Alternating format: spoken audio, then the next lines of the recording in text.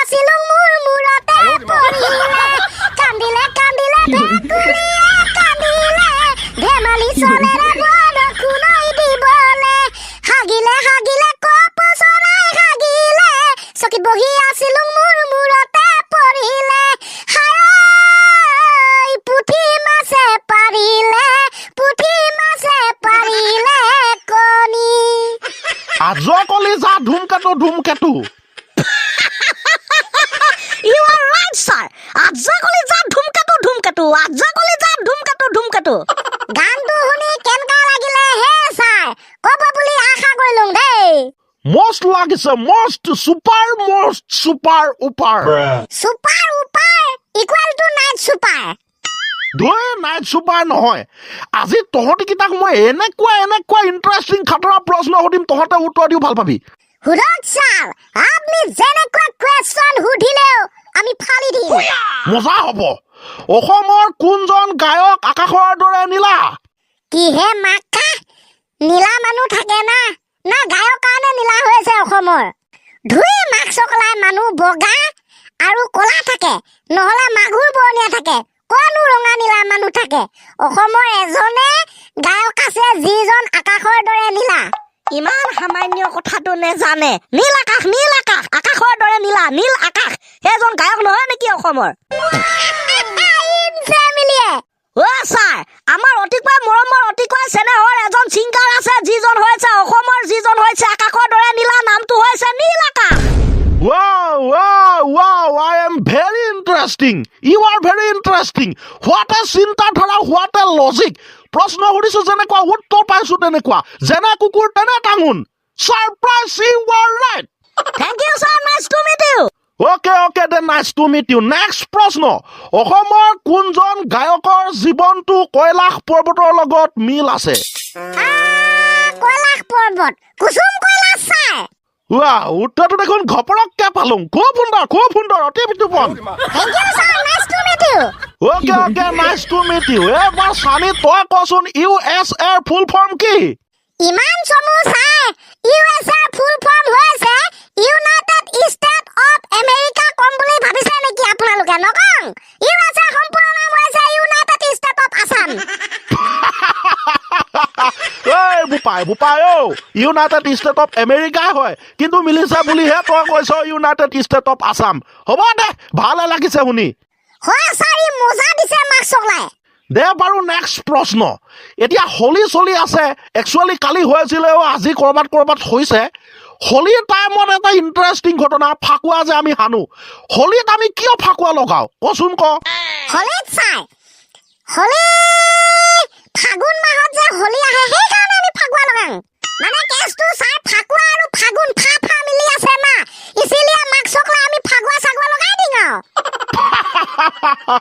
ইয়াৰ কোনো যুক্তিয়েই নাই অশুদ্ধ উত্তৰ মই আগতীয়াকে জানো ছাৰ ইয়াৰ কোনো যুক্তি নাই বুলি তথাপি ক'ব লাগে কৈছো দিছ ইজ মানে লজিকলেছ আনসাৰ দে হ'ব হোলী মানে হৈছে ছাৰ ৰঙৰ উৎসৱ দীপাৱলী যেনেকৈ পোহৰৰ উৎসৱ চাকি বন্তি জ্বলাও মাজে সময়ে ফটকা এটা দুটা গাধাম গুদুমকে ফুটাও ঠিক তেনেকৈ এই ফাকুৱাৰ উৎসৱ নহয় ৰঙৰ উৎসৱ হোলীত আমি ৰং সানো ফাকুৱা লগাও ৰং বিৰঙেৰে সকলোকে উপচাই পেলাও খুব সুন্দৰ বৰ্ণনা ভাল লাগিছে thank you sir nice to meet you okay এইবাৰ আমি ক্লাছ 2ৰ শেষৰ পৰ্যায়লৈ গুচি যাম তহঁতি হনুমানক চিনি পাও আমাৰ যে হনুমান বলিবান হনুমানক যোনে চিনি নাপায় ছাৰ তাক গৰু বিতৰণ দিব লাগে সুন্দৰ চিন্তাধাৰা এতিয়া তহঁতি ক'ব লাগে হনুমানৰ 8টা নাম কি ছাৰ মই জানো ছাৰ মই এইটো কি কয় বোলে এইটো ফেচবুকৰ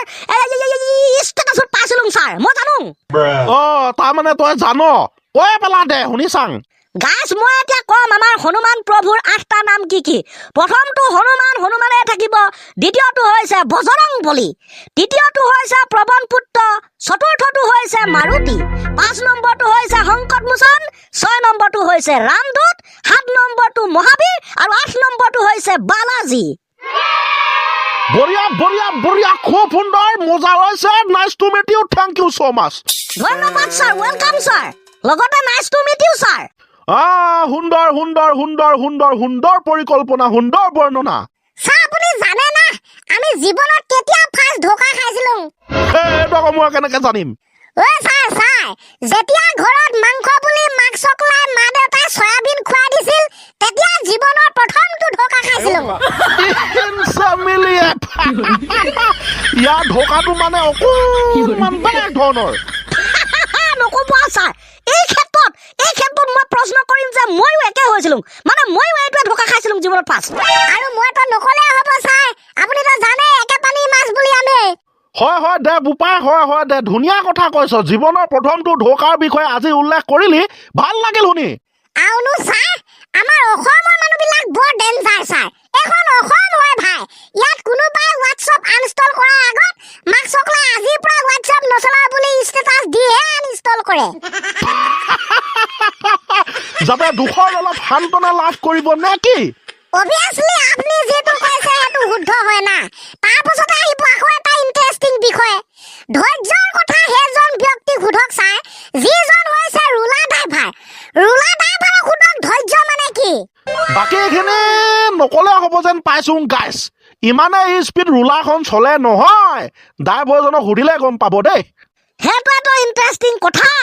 মাক চকলাই ছাৰ, এই মানুহে যে কোনোবাই কাৰোবাৰ মন ভাঙে, প্ৰেমত পৰিয়ে হওক অন্য ধৰণে হওক, সেইকাৰণে আমি এটাই অনুৰোধ জনাইছো গাইছ, কেতিয়াও কাৰো মন নেভাঙিবা।